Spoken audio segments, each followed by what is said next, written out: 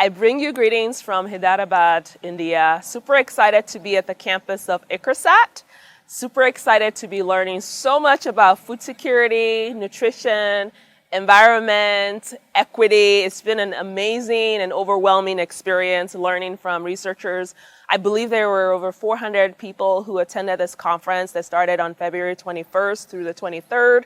February also happens to be Black History Month, so it's nice to be here in India and see leaders from Africa, from Asia, from the US congregate and talk about issues around food security in Africa and in India and how we can really work together to end hunger in our lifetime. From the convocation that Bread for the World hosted last year in Nairobi, some of you all know that the Nairobi convocation brought 75 faith leaders from Africa, from Europe, and from the US to learn about the work that ICRISAT was doing in Nairobi related to food security. We learned a lot. It blew our minds. We were in labs. We were in school feeding programs.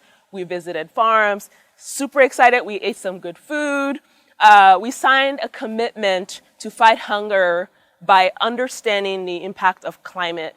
And we're grateful to Damaris and Dr. Harawa for hosting us, being very welcoming to us when we're in Nairobi. And of course, we're back because the Kenyan hospitality that we experienced brought us all the way to India on a 48-hour flight. And so glad to be here, and I'm going to pass it on to Damaris. I'm a Kenyan, and I work at ICRISAT as a genomics scientist. I also lead a cluster called Genomics, Prebreeding, and Bioinformatics. We work on millets, several millets that are highly drought tolerant and nutritious. We also work on 3 legumes, that is chickpea, pigeon pea, and groundnut. I was excited last year when I got communication from Dr. Abiola Afolayan from Bread from the World that she had wanted to do some work with ICRISAT just to bring a little bit of awareness in terms of what researchers are doing on finger millet in the continent. And we were able to set up a workshop. And in that workshop, we were able to highlight some of the benefits of finger millet. And also we wanted to link up research on finger millet and impacts on school feeding program, which we were able to do successfully.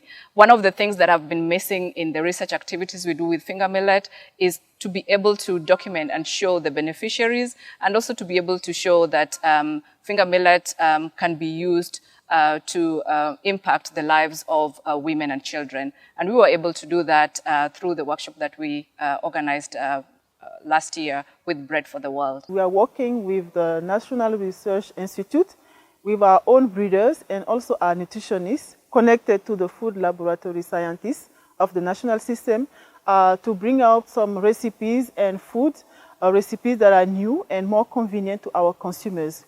Because we have found that the crop on which we are working, which is millet, sorghum, groundnut, and more recently cowpea, are very nutritious, but some of their nutrients are not well known by the public.